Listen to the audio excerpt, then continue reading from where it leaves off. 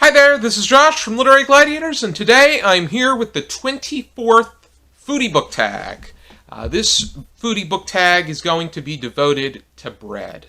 And bread is probably, it's one of the most important staples in any given meal. It often plays a supporting role in meals, but at the same time, it is so crucial in the role that it plays. Perhaps the most prominent example would be that of the Last Supper, in which Jesus served his disciples bread and wine. But let's get right into the tag itself. The first prompt is White Bread, a work of 21st century genre fiction you can see studied in the years to come. White Bread is often given issue for its authenticity and nutrition, but at the same time, it is it plays a prominent role in childhood favorites like peanut butter and jelly sandwiches and grilled cheese. It's also prominent in the basic toast. For that, I went with The Hunger Games by Suzanne Collins, which has also dealt with the sense of issues involving authenticity in the direction that it took. I personally am not a fan of Catching Fire and Mockingjay because I feel that it conforms to so many different tropes and does things to appeal to the box office style reader. But where this particular book in the series holds merit is in its dystopian elements and how there is a great warning regarding the actions of tyranny and how they inflict their overwhelming dominance on the future and the younger generations because of the rebellion that the prior generation took against them. And it really brings to light how shallow they are, how shallow they are. In addition to that, not just the authoritarian government mentioned in this piece, but also the way that they convey information, the propaganda, the media, the way that they make something so heinous, so lighthearted and reality show-esque, which these are things that we see in today's generation, but at the same time, there is that, it provides that sense of warning to people as far as keeping their eye out and everything is concerned. And I think it also brings to light everything that's going on today. Next one is Whole Wheat Bread, a work you are reluctant to read but feel you need to read at some point. And this question was structured on the basis that whole wheat bread has a very distinct taste. I myself am not very fond of it. It is a healthier option, but to me, I have no interest in becoming a whole wheat bread consumer. The difference, as far as this question's concerned, is not only should I read this work, but it's a work I want to read. And for that, I went with King Richard III by William Shakespeare. And the reason I feel that I need to read this is Joseph Brodsky, who was a poet, a scholar, a translator, and an instructor, put together a list of books that he feels people need to read, and also works of literature he feels they need to read in order to have an intelligent conversation.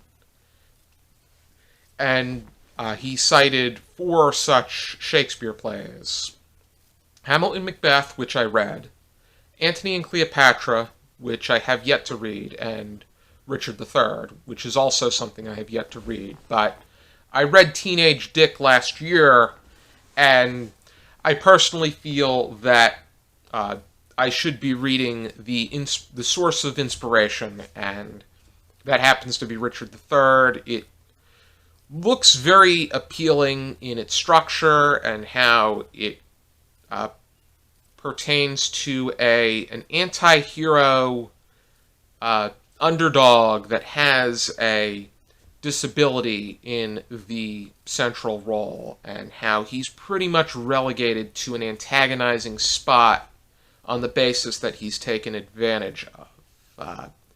Just like in Teenage Dick, they find one such figure to be appealing that they feel that the person with the disability needs to take the back seat, and works like these give that person an ability to strive in obtaining a necessary goal that they would like to achieve. Next one is Italian Bread. A writer that can write in any genre or category. And I'm going to go with John Grisham on this one, because I've read 4 books of his. I read The Brethren, which followed the actions of judges that were convicted and were sent to prison, and this also runs parallel to an ongoing election. I read Playing for Pizza, which pertains to a third-string quarterback not being able to make it in the NFL, but getting another chance at playing American football in Italy. The Innocent Man, which is a nonfiction piece about a man convicted of murder, was sentenced to death, but was deemed innocent 11 years later. And then A Time to Kill, which was his very first novel that pertains to a black man killing 2 men who raped his daughter, and whether or not he was insane or acting out of intense emotion or being malicious and spiteful in his actions. But John Grisham can write just about anything and give the absolute greatest attention to the subject at hand. His background is in law. His area of expertise is in law. And that is prevalent in his works. And I learned so much from what he has to say.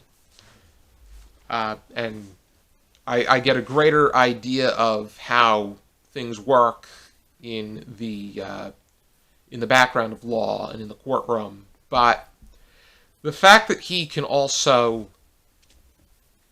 do that with football, which I know a little bit more about, is quite impressive.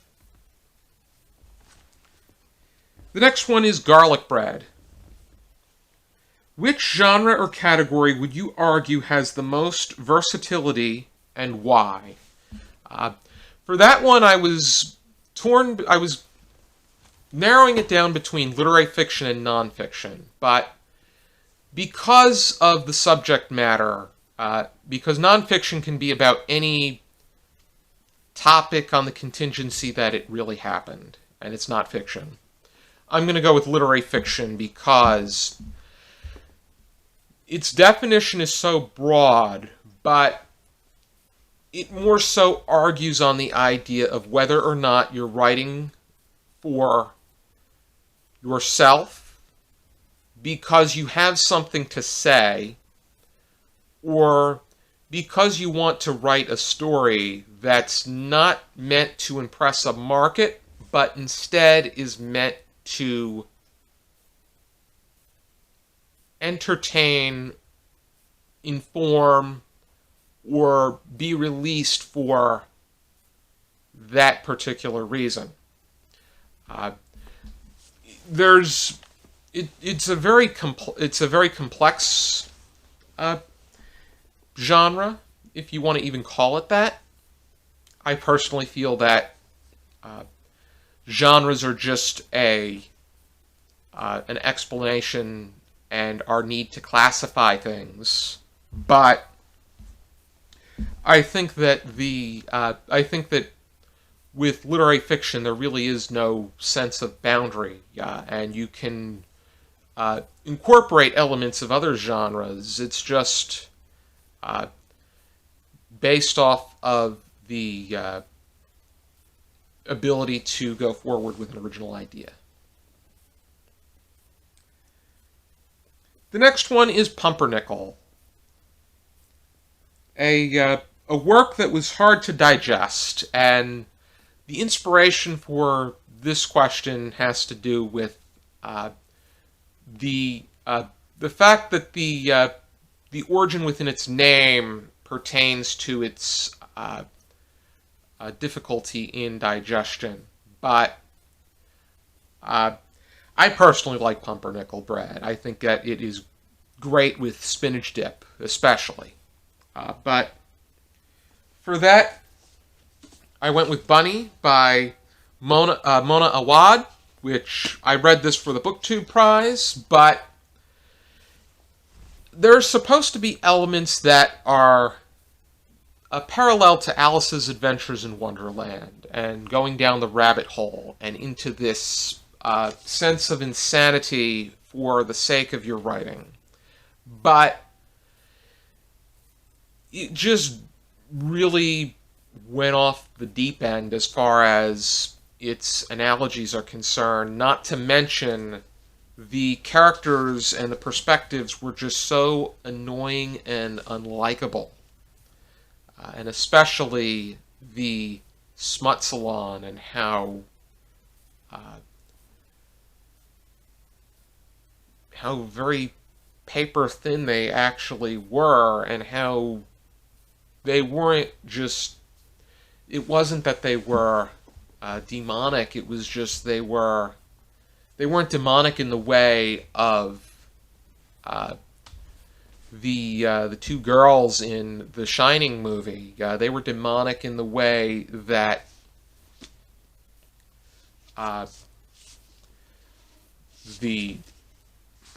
how terrible children's television can be. And by that I mean along the lines of Barney the Dinosaur. Next one is Rye Bread, an overbearing perspective in a given work. And for that, as far as fictional and as far as character perspective is concerned, I went with The Catcher in the Rye by J.D. Salinger, because this is told from Holden Caulfield's point of view, and he is so self-indulgent. His air and his whiny disposition just overtake anything and everything within this text.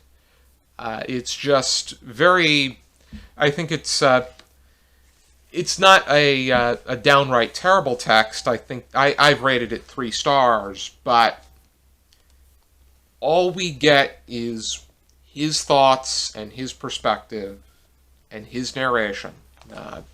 As far as the overbearing perspective of the author is concerned, it would be Timequake by Kurt Vonnegut, because he presents an idea and then he completely tosses it out the window and just talks about himself and his thoughts and just rambles on. And I do not like those kinds. I I don't like when you present a good idea and then you throw it out the window in favor of just rambling on about random things such as the color of bird feces. Next is Sourdough Bread, a writer whose works are usually cynical. I originally had the idea that they came off as a sourpuss within the question, but I think that cynicism is a bit more of a I think it's a better way to word it. But I'm going to go with George Orwell because his works are very informative, but at the same time they are very pessimistic and cynical about the state of events, about humanity and the role that government plays in their lives. Even with Keep the Aspidistra Flying, the role that money and that money has, and even when Gordon Comstock, in this case, tries to revolt against money, he also has to deal with human nature as well, and the role that money has inevitably taken on human nature and the human need to survive. But then you obviously have Animal Farm and 1984, which Animal Farm explores part of an idea, and then 1984 excels on it and gives you the greater picture. The next one is Banana Bread, a character that made something out of a given situation, and the inspiration for this question was inspired by the idea that banana bread really started to prevail during the Great Depression in the 1930s, when housewives started to make banana bread in order to make use of the bananas that were going bad. And then it also wanted to make use of flour and baking powder. The character that made something out of a given situation is actually a real-life figure, and I'm referring to George Takei as per They Called Us Enemy. George Takei was in the internment camps during the Second World War, when there was suspicion on Japanese Americans. He was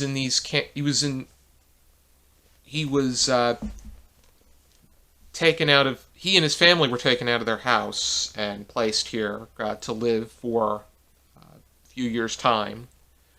But he didn't let that define who he became. He would take the direction of getting into acting. He played a very prominent and positive role in the Star Trek series. And then he ended up going on to say that America had a positive influence on his life, and it has that ability to provide people with a positive direction. So it was just the way that he responded to the situation made him even better, and not just for his own life, but for the lives of so many other people. He really is an outspoken figure with his intelligence and his clever sense of humor. Next is Challah Bread, a work that helped you develop a better understanding of Judaism. And I would go with both of the books that I read by Chaim Potok, but I'm going to go with The Chosen because it gave me a greater sense of the uh, stricter sects of Judaism, be it Orthodox Judaism and Hasidic Judaism. I developed a greater understanding for what each of them stood for, and Potok makes it so accessible and easy to understand for me, the Christian Catholic reader. Next is Matzo Bread, and it's just so fitting because Passover also just passed a few weeks ago. A work that reminds you about the importance of modesty, which plays a huge role on the Jewish people and their consumption of matzah bread during Passover and not consuming other forms of bread. I went with my favorite poem, and that's Prayer by Louis Untermeyer. I made reference to it a good handful of times at this point. But the structure of the poem is the whole idea that we are praying for good things to happen, but at the same time, not too good to the point that we forget about the what we needed to go through in order to get where we were. We want to obtain goals, but at the same time, we want to be able to still feel that sense of what we felt upon getting there, and that feeling of still wanting more and still wanting to do better in that very humble and modest way. It took me a little bit to realize that prayer was featured. I was wondering which collection it was, and it turned out being in Louis Untermeyer's very first poetry collection, Challenge. Next is Daily Bread, which is a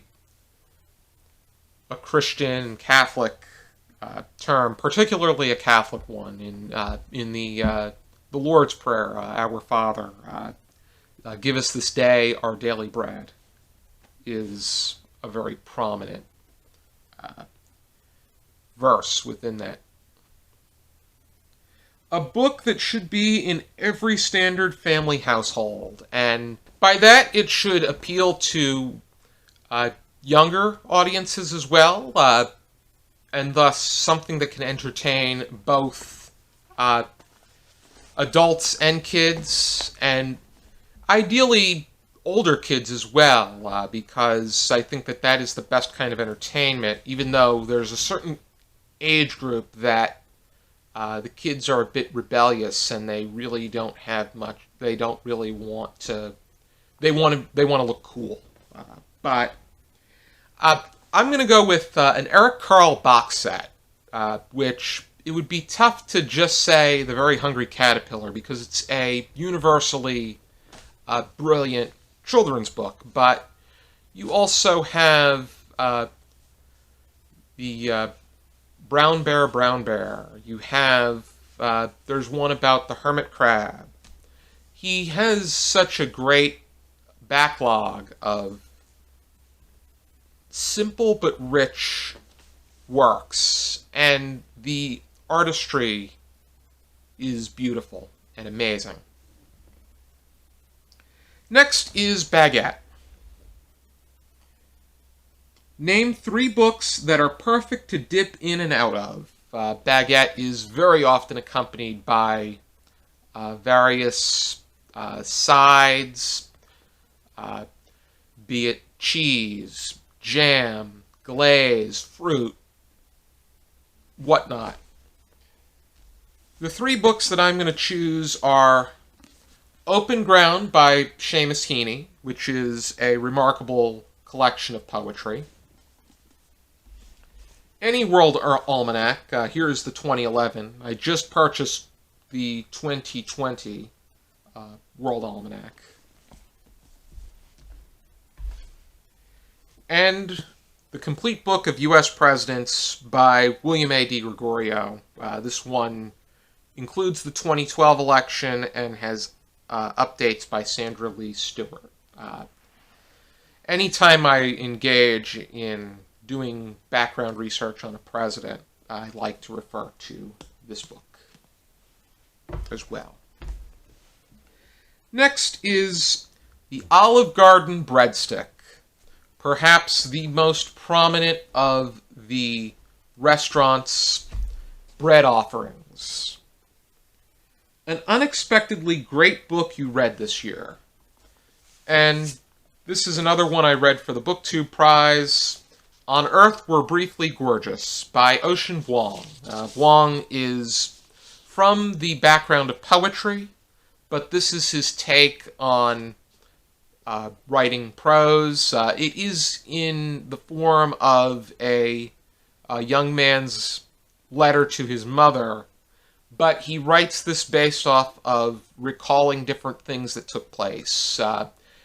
Events with his grandmother, events with his grandfather, background information from his mother's life, a background about Tiger Woods, an encounter he had with a bully on the bus, interactions with his another young man that he met when he was working on a tobacco farm. This is just a marvelous work and something I'm so happy that I came across this year and unexpectedly enjoyed. Next one is What is your favorite kind of bread? I do like garlic bread. I think that's there are so many different ways that I enjoy eating garlic bread. And it's so versatile. I like Olive Garden breadsticks. Those are just unique and one of a kind. And I really like Italian bread with butter as well. I think that Italian bread and butter, even though it's simple, it's addictive. And I also like to dip the bread and butter in pasta sauce. Finally, bread truck. Who do you tag? And I'm going to tag 20 people for this one. I tag Steve from Steve Donahue, Jack from Rambling Rakshanor, James from James Holder, Brian from Bookish, Amy from the Dusty Bookshelf, Maya from Bespectacled, Beth from Beth Chats Books, Taj from The Last Lime, Laura from Laura Reads Pages, Taylor from Taylor Talks Tales, Sean from Eclectic Cove, Alan from Alan Morton, Pygmy Puff Reads, Mark from Richardson Reads, Sean from Sean the Bookmaniac, Kara from Wild Book Garden, Simon from The Life of Simon, Michelle from Michelle Rose, Robert from Barter Hordes, and Una and Crypto from the Codex Cantina. I hope you take the time to check this out and maybe give it a response. I would really be interested and eager to see how you approach these questions and also learn about what your favorite kind of bread is. Thank you for tuning in to this video. I hope you check out some more videos from this channel, and I hope you check out some of the other foodie book tags. If you'd like to give them a try, I'd love for you to do so, and I would love to see how you respond to those questions. Thank you, and for now, keep reading.